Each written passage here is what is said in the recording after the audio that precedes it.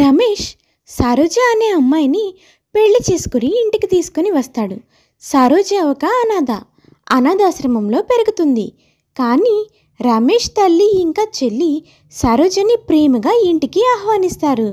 దాంతో సంతోషంగా సరోజ ఆ ఇంటికి కోడలుగా అవుతుంది. రమేష్ పనిలోకి వెళ్ళిపోతాడు. రామ్మ సరోజ, కుడికాలు ముందు పెట్టి లోపలికి పదమ్మా, ఈ రోజు నుంచి నువ్వు ఈ ఇంటి కోడలివి కదా, అందుకే కుడికాలు పెట్టి రావాలమ్మా. చూడమ్మా, ఇవాళ నుంచి ఇదే నీ ఇల్లు. ఇంకా ఆడపడుచు పద్మకు కూడా సరోజ చాలా బాగా నచ్చుతుంది. ఇద్దరు కలిసి ఇంటి పని వంట పని అన్నీ కలిసిమెలిసి చేర్చుకుంటూ సొంత అక్క చెల్లెలాగా వదిన ఆడబిడ్డలిద్దరూ కలిసిమెలిసి జీవిస్తూ ఉంటారు.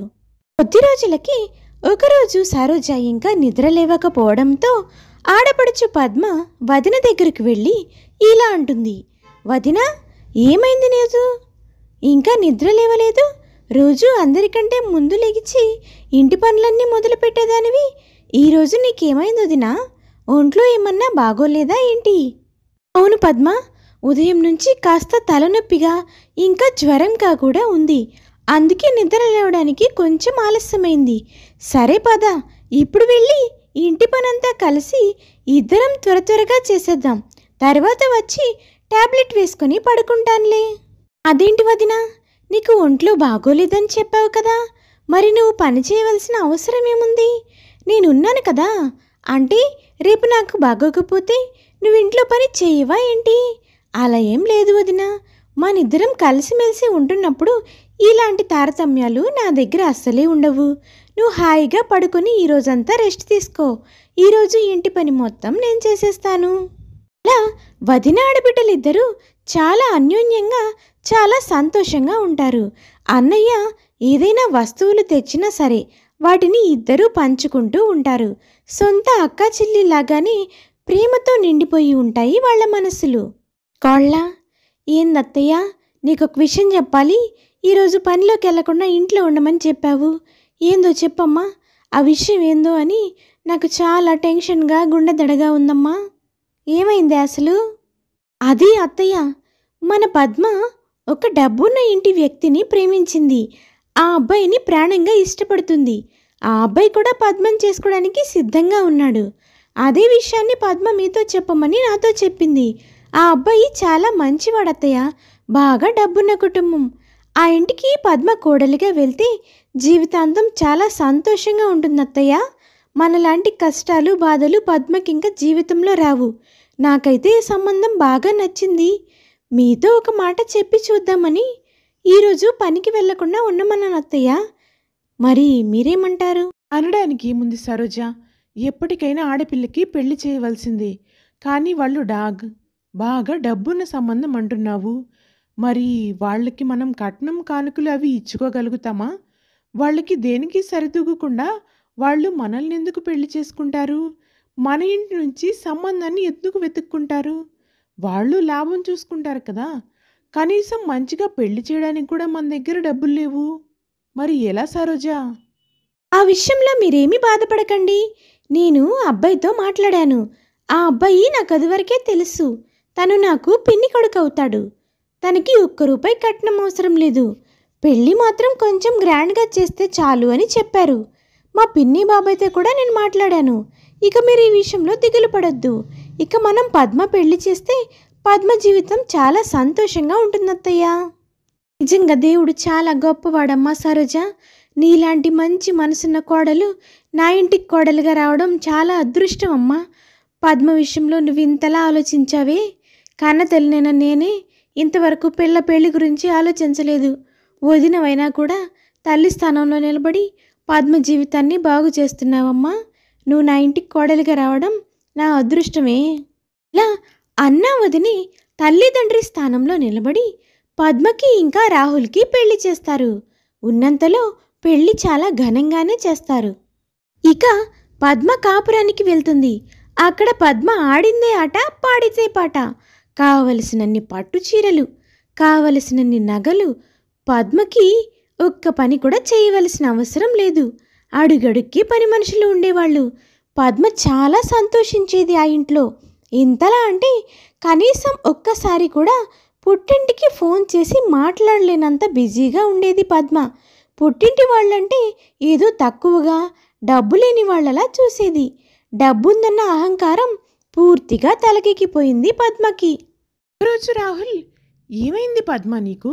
మీ అమ్మ అన్నయ్య ఫోన్ చేస్తే ఫోన్ మాట్లాడకుండా ఉంటున్నావంట.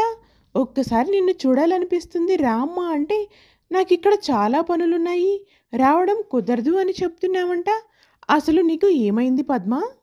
అప్పుడు పద్మ మనసులో ఇలా అనుకుంటుంది, ఇప్పుడు ఆ ఇంటికి వెళ్ళి ఈ ఏసీలు గీసీలు లేకుండా ఎలా ఉండాలి? అదేం లేదండి, నాకు మిమ్మల్ని వదిలిపెట్టి వెళ్ళాలని లేదు. చాలా దిగులుగా ఉంది, అందుకే నేను వెళ్ళనని చెప్పాను. అంతకు మించి ఏమీ లేదు. అదేంటి పద్మ అలా మాట్లాడుతున్నావు? నిన్న మొన్న పరిచయమైన నా మీదే నీకు ఇంతలా దిగులుగా ఉండి నన్ను వదిలి వెళ్ళలేకపోతున్నావంటే మరి చిన్నప్పటి నుంచి నీ బాగోగులు చూసుకున్న తల్లిదండ్రులపైన నీకు దిగులు చింత లేదా ఏంటి? మీ అమ్మగారు ఎంతలా బాధపడుతున్నారో తెలుసా? నువ్వు రేపే వెళ్ళి ఒక 10 రోజులు మీ ఇంట్లో ఉండిరా. వాళ్ళు నీ మీద చాలా దిగులుగా ఉన్నారు.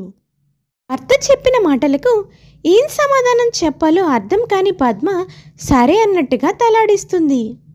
ఆ తరువాతి రోజు రాహుల్, పద్మ నీకోసం కారు ఇంకా మీ ఇంట్లో వాళ్ళకి కొన్ని గిఫ్ట్లు సిద్ధం చేసి కారులో పెట్టాను. నువ్వు వాటిని తీసుకుని వెళ్ళు. మళ్ళీ ఒక 10 రోజుల తర్వాత నేనే వచ్చి అక్కడి నుంచి నిన్ను తీసుకుని వస్తాను. అలాగేనండి అని ముభావంగా ఇష్టం లేకుండా పుట్టింటికి బయలుదేరి వస్తుంది పద్మ. పద్మ కారులోంచి దిగి కూడా సరోజని చూసి చూడనట్టు వస్తూ ఉంటుంది. ఇంతలో సరోజ, ఏవమ్మా పద్మ, బాగున్నావా? అయినా ఆ ఇంటికి వెళ్ళిన తర్వాత ఈ పుట్టింటిని పూర్తిగా మర్చిపోయినట్లున్నావే, ఏంటి సంగతులు? అక్కడంతా బాగానే ఉన్నారా? వెంటనే పద్మ చాలా విసుగ్గా, ఏంటి వదినా, నేనేమైనా పూరింట్లోంచి వచ్చాననుకుంటున్నావా ఏంటి? ఏసీ కార్లో నుంచి దిగడం చూసావు కదా, ఇంకా బాగున్నావా అని అడుగుతున్నావు? నేనేదైనా ఆటో రిక్షాలో వచ్చాననుకుంటున్నావా ఏంటి? నాకేంటి, అక్కడ నేను మహారాణిలా ఉన్నాను. ఇదిగో కొంచెం ఈ లగేజ్ లోపలికి తీసుకునిరా, నాకు చాలా చెమటగా ఉంది అని చాలా గర్వంగా సమాధానం చెప్పి అక్కడి నుంచి వెళ్ళిపోతుంది పద్మ. సరోజ కూడా ఏం మాట్లాడదు. వెంటనే కాంతమ్మ సరోజ తాగడానికి మంచినీళ్ళు తీసుకుని, ఏమ్మా సరోజ, ఎట్లా ఉన్నావే? ఇన్నాళ్ళకి నీ తల్లి నీకు గుర్తొచ్చిందా? ఫోన్ చేసినా కూడా కనీసం మాట్లాడవు, ఒక్కసారి చుట్టం చూపుగానైనా వచ్చిపోవు. అసలేమనుకుంటున్నావే నువ్వు? అల్లుడు గారు అంతా బాగున్నారా అమ్మా? నిన్ను బాగా చూసుకుంటున్నారా? ఏం మాట్లాడుతున్నావమ్మా? నేనేమైనా పూరింట్లోంచి వచ్చాననుకుంటున్నావా ఏంటి? ఆయనేంటి నన్ను మహారాణిలాగా చూసుకుంటున్నారు. అక్కడ నేను ఒక్క పని చేసే కూడా పని లేదు తెలుసా? అడుగడుక్కి పని మనుషులే, కావలసినన్ని నగలు చీరలు, తినడానికి కావలసినంత తిండి. అసలు నాకు అక్కడ ఏం లోటుందని నువ్వెక్కడికి రా రా రా అని ఇలా విసిగిస్తున్నావు? చూడు, కనీసం ఫ్యాన్ కూడా లేదు. వచ్చినప్పటి నుంచి నాకు చెమటతో తడిసిపోతున్నాను. మంచినీళ్ళు ఇచ్చావు, కనీసం ఇవి చల్లగా కూడా లేవు. ఇలాంటి సౌకర్యాలేమీ ఉండవనే కదా నేను ఇక్కడికి రాకుండా ఉండేది. ఫోన్ చేసి మరీ బలవంతంగా తీసుకొచ్చావు ఇక్కడికి. చూడు, ఇప్పుడు 10 రోజులు ఇక్కడ నేను కష్టపడాలి. అస్సలు బుద్ధి లేదు. నాకేం తెలుసమ్మా ఈ పుట్టిల్లంటే నీకంత విరక్తి కలుగుతుందని? పిల్లకి తల్లిదండ్రి మీద అన్న వదిన మీద ప్రేమ ఉంది కాబోలు, వాళ్ళని చూసుకుంటుంది. అక్కడ ఏ పరిస్థితుల్లో ఉండి రాలేకపోతుందా అని చెప్పి అల్లుడు గారిని అడిగానంతే. ఇలా నీకు ఇష్టం లేదని తెలిస్తే ఇంకోసారి నిన్ను రమ్మని అడగను లేవే. ఇప్పుడు ఎలాగూ వచ్చావు కదా, ఒక 10 రోజులు ఉండేసి వెళ్ళమ్మా. వచ్చిన తర్వాత ఉండక చేస్తానా? ఉంటానులే, కానీ నాకు బాగా కాళ్ళు నొప్పిగా ఉన్నాయమ్మా. కాసేపు వదిన్ని పిలు, కొద్దిసేపు కాళ్ళు పట్టి వెళ్తుంది. ఏమే పద్మ, నీ కళ్ళు ఏమన్నా నెత్తికెక్కాయింది? వదిన నీ కాళ్ళు పట్టడం ఏంటి? వదిన వయసు ఏంటి, నీ వయసు ఏంటి? పిచ్చి పిచ్చిగా ఉందా? అబ్బా, అందులో తప్పే ఉందమ్మా. వదిన అదే వాళ్ళ చెల్లైతే నా కాళ్ళు పట్టదా ఏంటి? అంటే వదిన ఇన్నాళ్ళు నాపై చూపించిన ప్రేమ మొత్తం అబద్ధం అంటావా? నిన్నైనా చెప్పవే, వదిన నీ కాళ్ళు పట్టుకోవడం అనేది మాత్రం జరిగే పని కాదు. నీకంత నొప్పులుగా ఉంటే నేను పడతాను పట్టు. హలో, సరోజ అక్కడికి వస్తుంది. ఏంటత్తయ్యా, వదిన వదిన వదిన అని ఇందకటి నుంచి ఏదో మాట్లాడుకుంటున్నారు. ఏమైంది? ఏంటో నాకు చెప్పండి అత్తయ్య.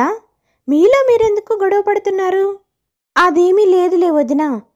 నాకు ప్రయాణం చేసిన అలసట మీద కాళ్ళు నొప్పులు పడుతున్నాయి. మా అమ్మ ఎలాగో ముసలిది, సరిగ్గా కాళ్ళు నొక్కలేదు అని కొంచెం వదిన్ని కాళ్ళు నొక్కి పెట్టమని అడిగాను.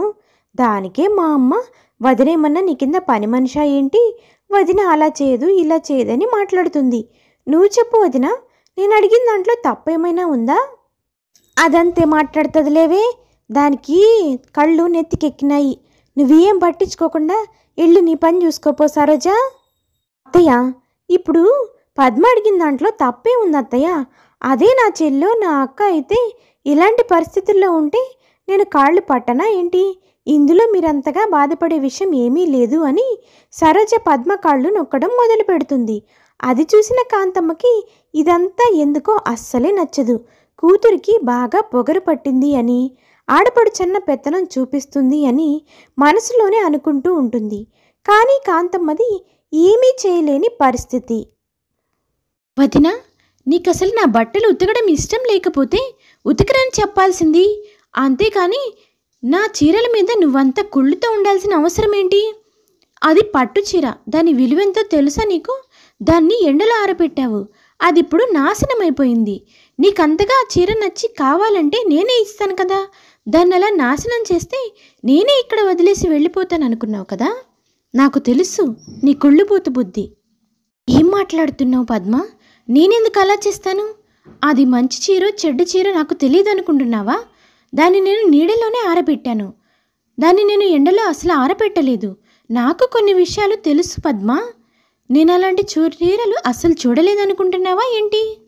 తెలుసు వదిన, మొదటి నుంచి నేను డబ్బున్న ఇంటికి కోడలిగా వెళ్ళానని, నీకన్నా బాగా బతుకుతున్నానని నీకు నేనంటే అసూయ. దాన్నే ఇప్పుడు చీరపై చూయించావు. ఇంతలో కాంతమ్మ అక్కడికి వస్తుంది.